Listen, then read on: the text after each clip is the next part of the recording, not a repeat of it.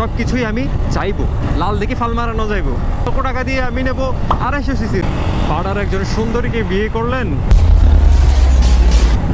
কিন্তু বিয়ে করার পর তার সুন্দরের খরচ পোষাতেই যদি আপনার হাফ সাপ লেগে যায়, তাহলে তো ভাই আর হইল না। বিয়ে করতে হবে মোটামুটি দেখতে সুন্দর, পাশাপাশি সংসারী, এ ফ্যামিলিয়ার পারসন উইথ বিউটি, এরকমই বিয়ে করতে হবে, তাহলে সংসার করে সুখ পাবেন। তো বলছিলাম এনকে 125 এর কথা। এই বাইকটা আসলে দেখতে সুন্দর, প্রিমিয়ামও বটে, কিন্তু এই বাইকটা কি আদৌ আমাদের দেশের জন্য পারফেক্ট? আমি তো মনে করি এই বাইকটা আমার দেশের জন্য পারফেক্ট না।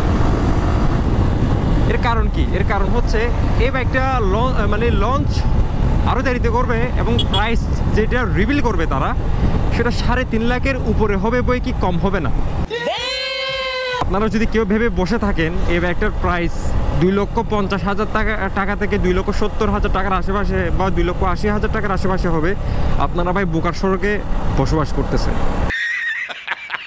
আর 125 সিসি সেগমেন্টের একটা বাইক, যদিও এটাতে পাওয়ার এবং ফিগার সব কিছু যদি বিবেচনা করি, এটা 150 সেগমেন্টের কাছাকাছি প্রায়, তারপরেও 125 সিসি সেগমেন্টের এনকে 125 3.5 লক্ষ টাকা বা 4 লক্ষ টাকার আশেপাশে দিয়ে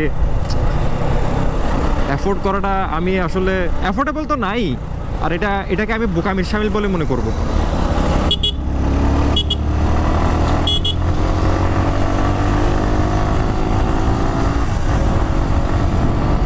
অনেকক্ষণ ধরে সহ্য করছি এদের ফাতরামো।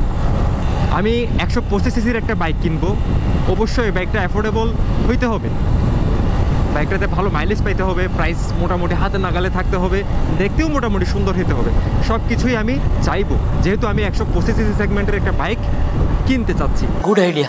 চট্টগ্রামের স্থানীয় ভাষা, আঞ্চলিক ভাষা দিয়ে বলি, লাল দেখে ফাল মারানো যাইব। তার মানে হচ্ছে লাল দেখে সৌন্দর্য দেখে লাভ দেওয়া যাবে না, লাফালাফি করা যাবে না। এটা কতটুকু ফ্যামিলিয়ার, কতটুকু অ্যাফোর্ডেবল, এটাও ভাবতে হবে।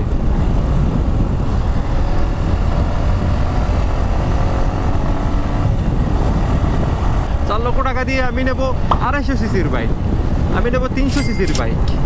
আমি কেন 125 সিসির বাইক নিয়ে বসে থাকবো?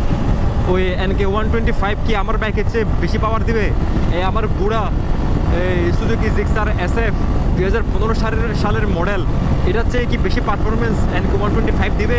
Oh God, please no! যদি দিয়ে থাকে আসতে বলেন, কেমন দেখবো।